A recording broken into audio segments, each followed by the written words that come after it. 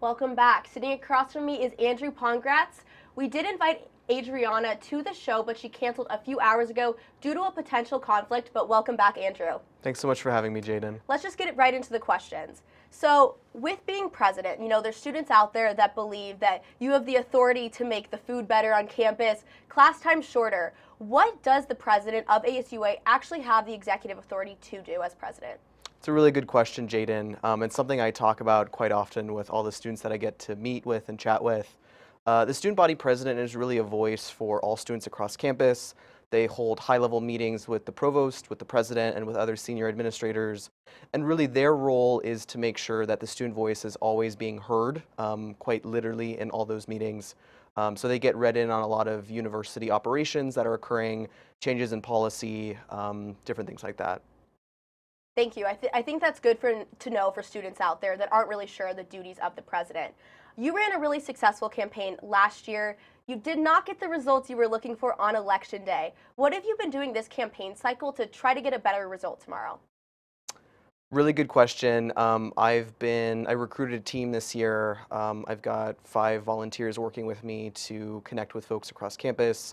We've really been trying to target students in colleges that historically don't vote, Eller College of Management and the Honors College as well, and also connecting with groups across Greek Life and other organizations as well. What do you believe that you can personally do for students? Why tomorrow should they pull up their phone? Why should they vote for you tomorrow? I fight for the students of this university every single day, whether they know it or not. I regularly have meetings with deans, with vice provosts, with other individuals as well, and I'm constantly advocating for students, whether it's to get us more funding for different types of programs, whether it's to ensure campus safety is working more effectively. Because of the work that I do on committees for the Honors College and Eller, and other organizations that I've been a part of, I've really been able to make sure that the student voice is maintained and upheld. You've talked about, talking to students, getting out there, talking to people that historically have not had a voice and not been representative. What are some of those issues, those common issues that you're hearing when you are out there campaigning, talking to students? I would say that, the cost of tuition, cost of higher education, as we all know, has gone up just as everything else has in society.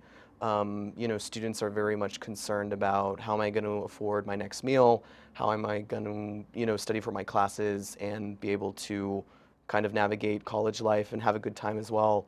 And it's something that's really big concern for me. We've got a lot of out-of-state students and international students here at U of A that are trying to navigate all those different things and to have a good experience as well while they're here. Do you believe that as president you will be able to, in those meetings with the dean or with the president right now, be able to fight for students in that way, potentially get the voice across of issues like tuition just continuing to rise? Or is that an issue that, your voice will be heard, but again, they can't just lower tuition because the student president is saying so? It's a really good question. I'm currently a finalist right now for the student regent position with the Arizona Board of Regents. I'm expecting to hear back in the next few weeks or so. As part of that, if I were to be elected and appointed, I would be in a really interesting position to really truly have authority to manage tuition rates and fee changes. And that would be unprecedented for us to have a student regent and a student body president be the same exact person. That's great. It sounds like you're really putting yourself out there to be able to make change for the students. With those issues, kind of like we've talked about, what are some things that you believe that, when you're first elected into office, that you could potentially do day one or the first week, first month as president?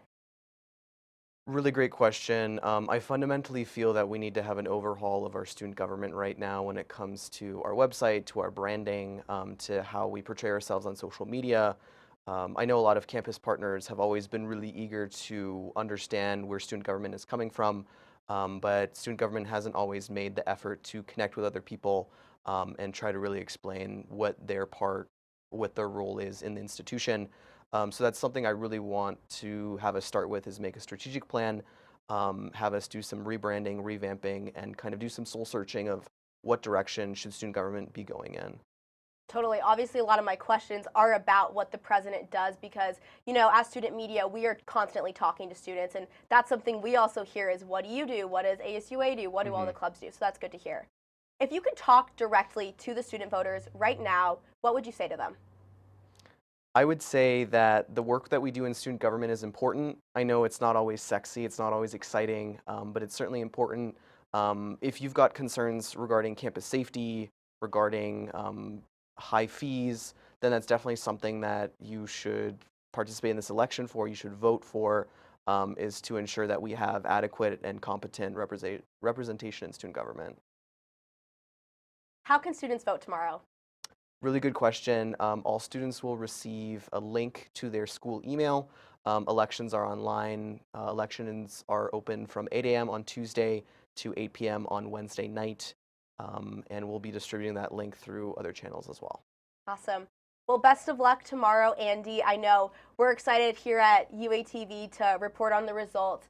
So thank you everyone for tuning in. Thank you for coming, Andy. This is now our second interview we've done together, so we're basically best friends. But after the break, we will wrap up Wildcast, so stay tuned.